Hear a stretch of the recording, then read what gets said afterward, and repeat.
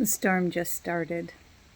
I thought I'd do a video um, for Grief 101. I haven't done one in a bit. And it's just, I think it's going to be more of a reflection of what my experience has been so far um, in revisiting my life's so far experiences with grief and loss. And um, drinking my coffee too.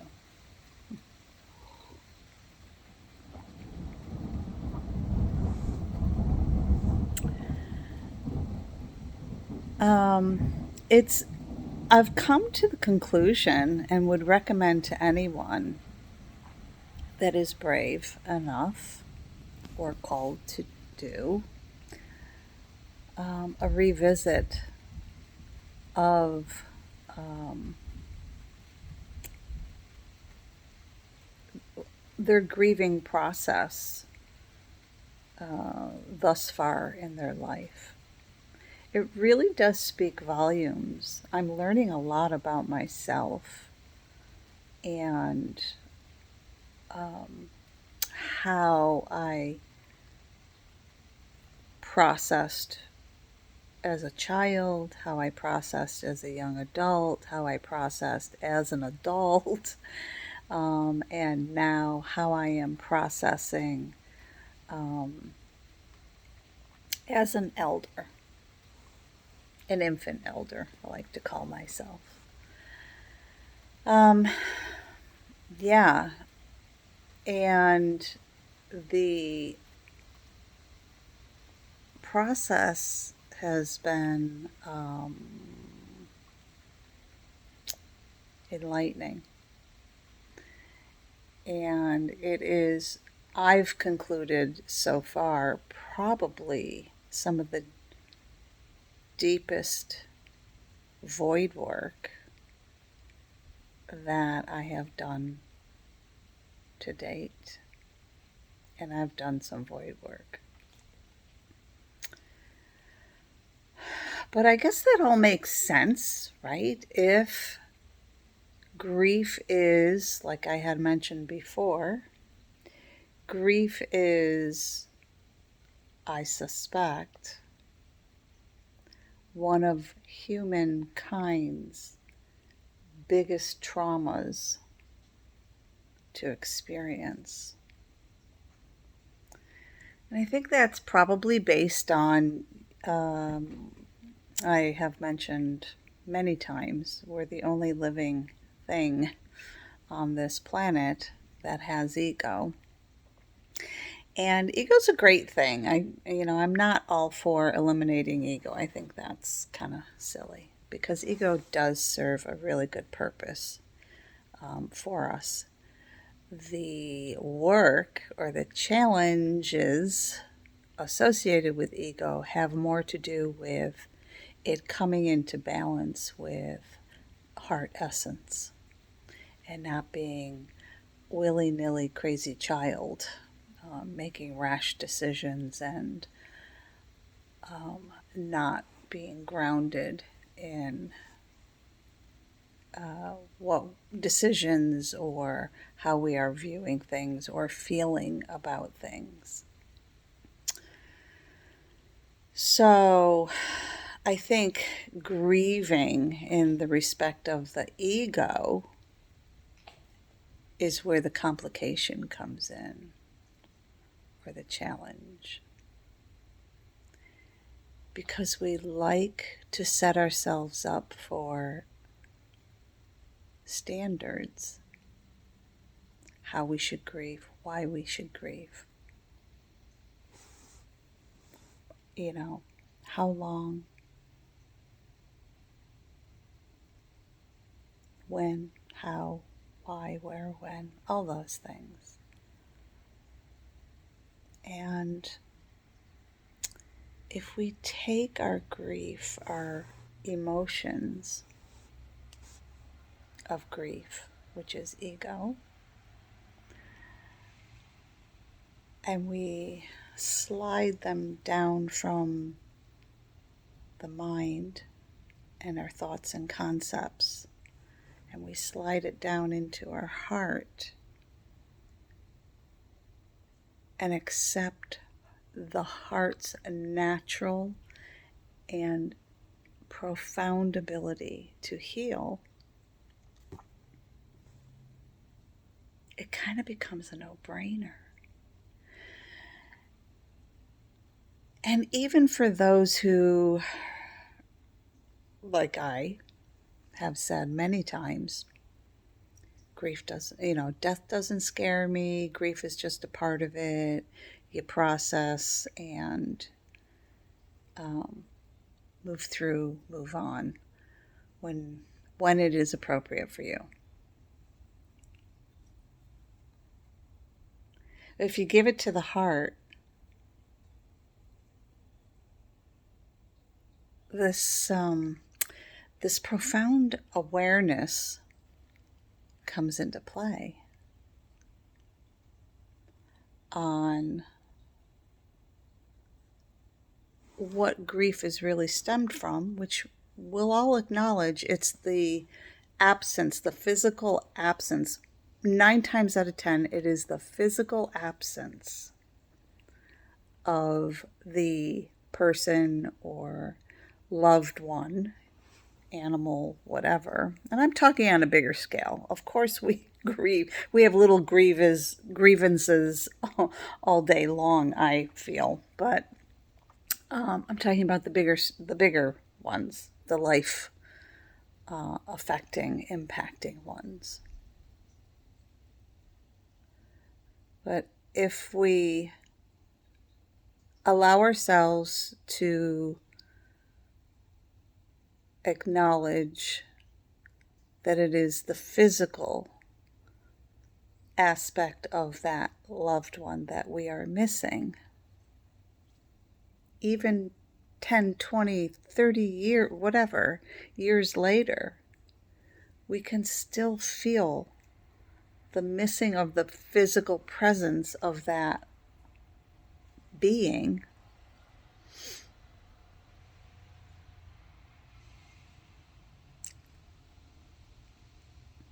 It's because ego reminds us that we are very physical. Our existence is very physical.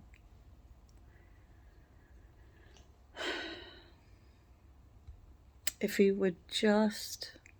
there's one message I have, being a sensitive, a intuitive, psychic person who does have the ability to connect and tap into the spirit world, the after world, the other world,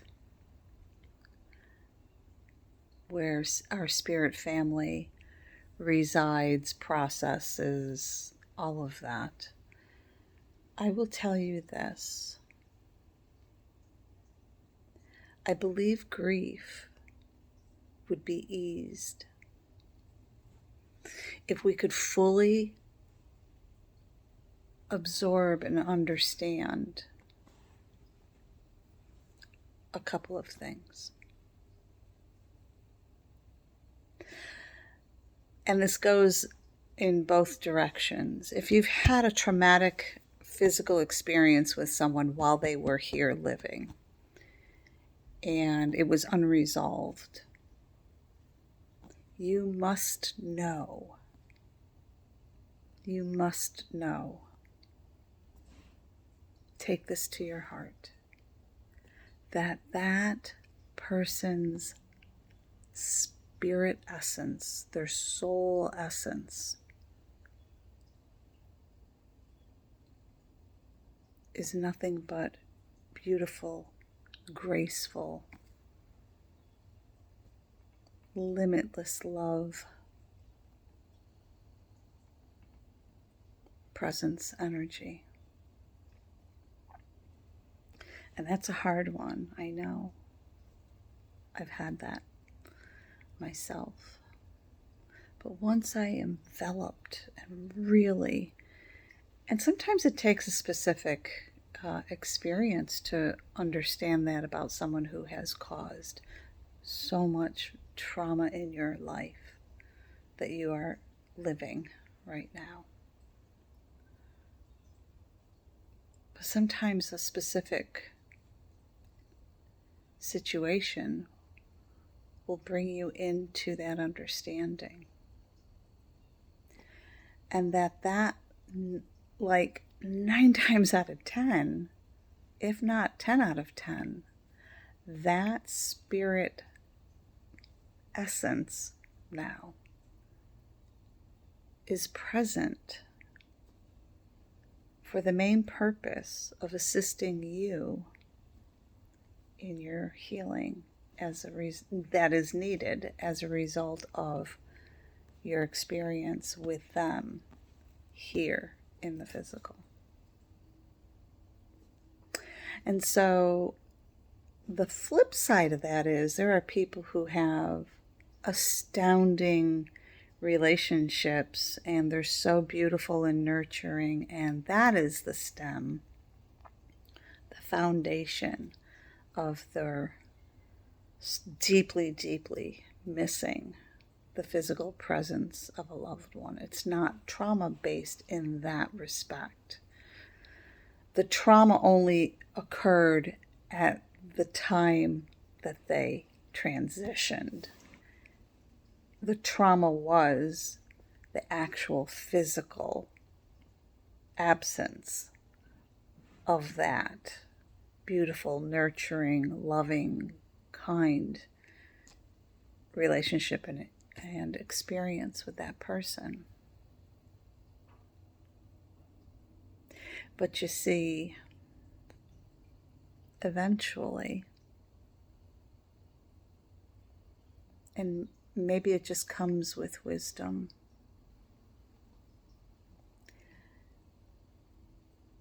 we are able to, at some point, hopefully understand that being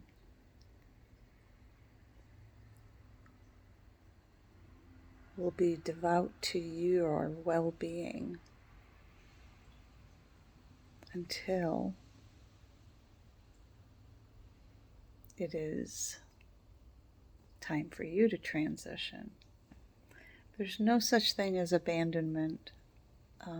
There's no such thing as bad feelings. There's no such thing as, hate and anger. And if that comes across through mediumship, it is because in my opinion, one of two things. Either that spirit being has their own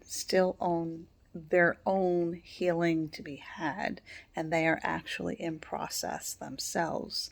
They don't transition over and it's like, woohoo, we have nothing to do except hang out now.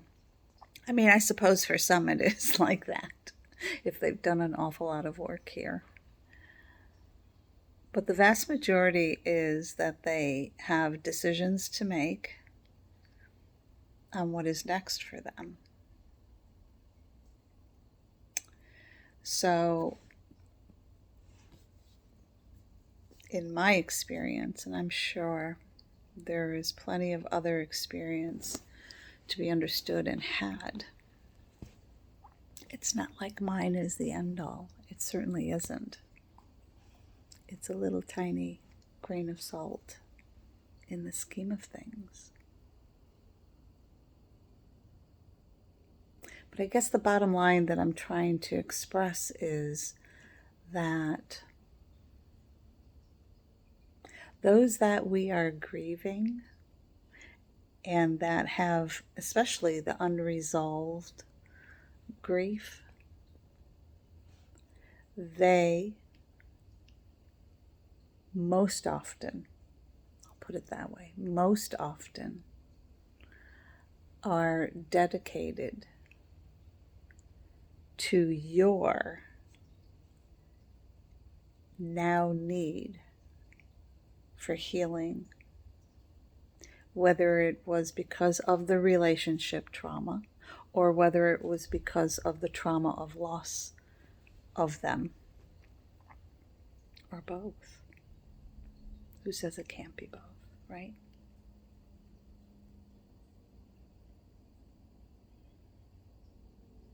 Yeah.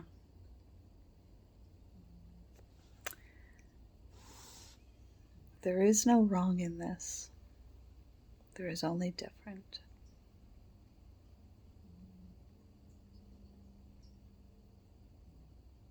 I want you to have a blessed day.